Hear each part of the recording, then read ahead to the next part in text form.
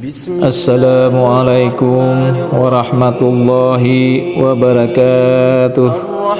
Para sahabat semua, dimanapun kiranya Anda berada, semoga Allah selalu memberikan rahmat dan hidayahnya kepada kita semua.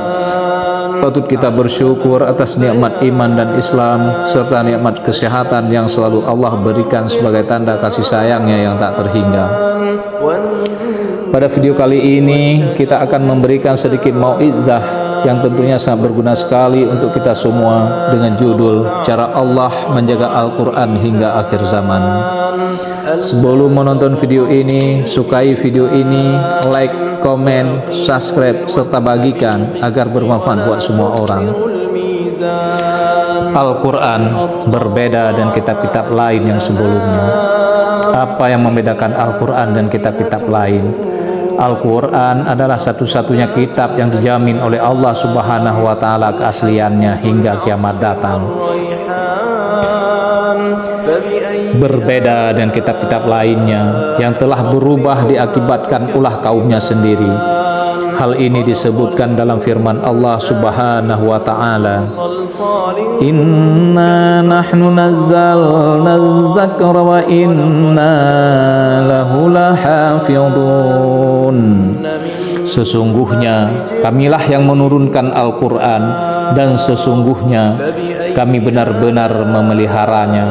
Quran Surat Al-Hijr ayat 9. Lalu bagaimana Al-Quran bisa terjaga keasliannya hingga akhir zaman? Bagaimana kitab yang berisi ribuan ayat tersebut tidak berubah satu huruf pun dalam bacaan maupun tulisannya? Berikut beberapa alasannya. Pertama, sifat Nabi Muhammad SAW.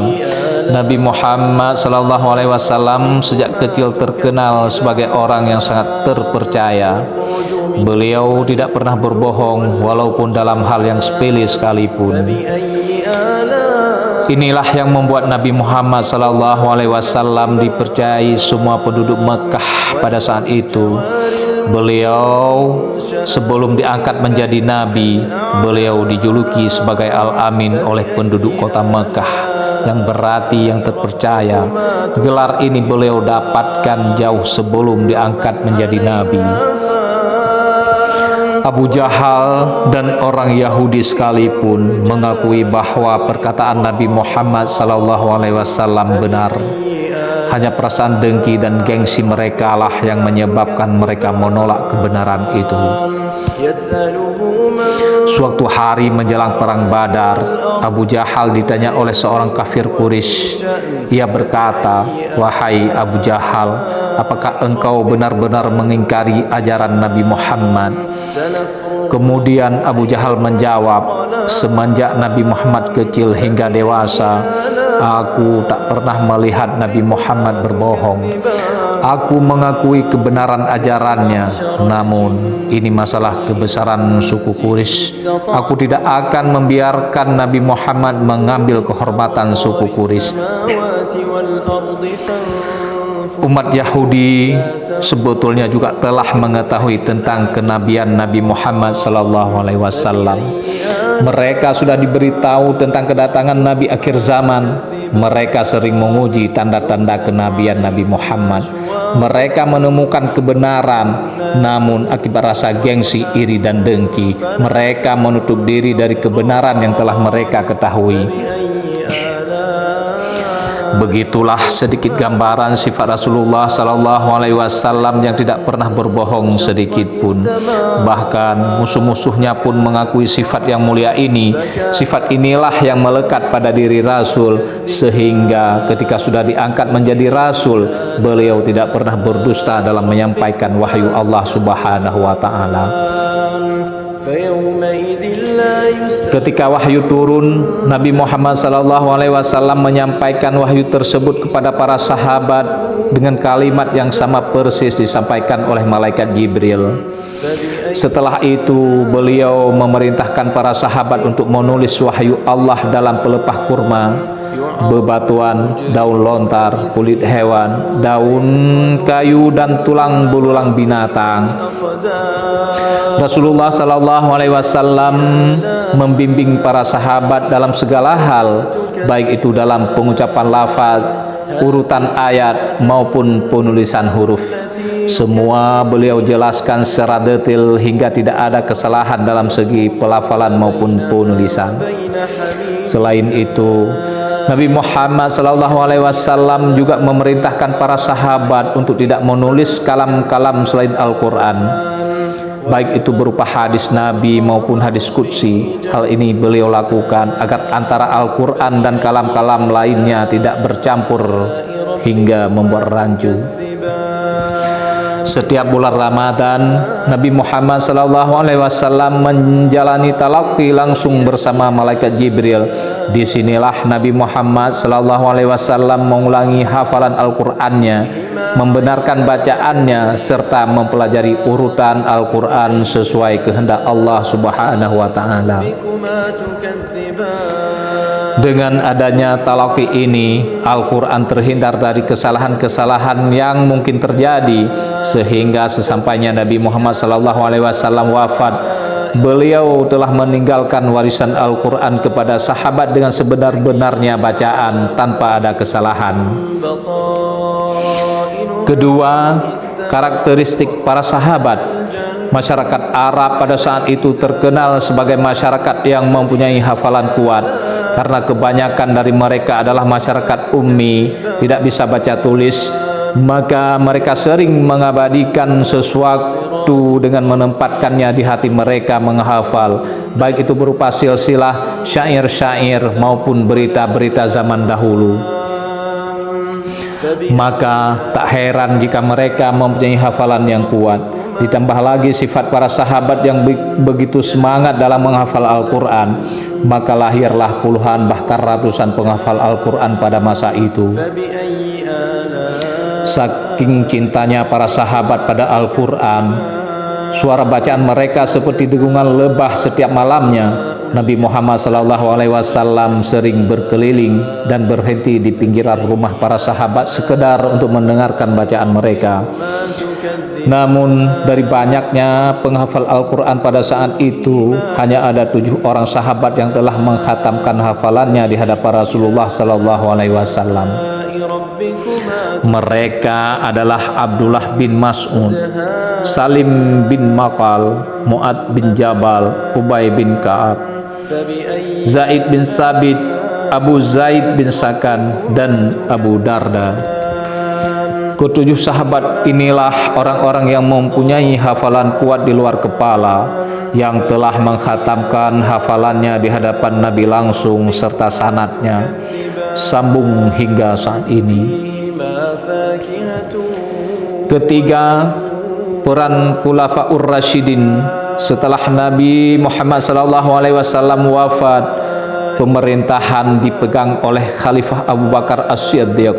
Pada saat itu banyak kaum muslimin yang murtad keluar Islam. Orang-orang murtad ini kemudian diperangi oleh Khalifah Abu Bakar As-Siddiq hingga timbullah perang Yamamah. Dalam peperangan ini banyak para hufat yang syahid di jalan Allah. Melihat kejadian di perang Yamamah tersebut, sahabat Umar bin Khattab khawatir apabila dalam peperangan selanjutnya akan memakan lebih banyak korban dalam mengakibatkan hilangnya para penghafal Al-Quran.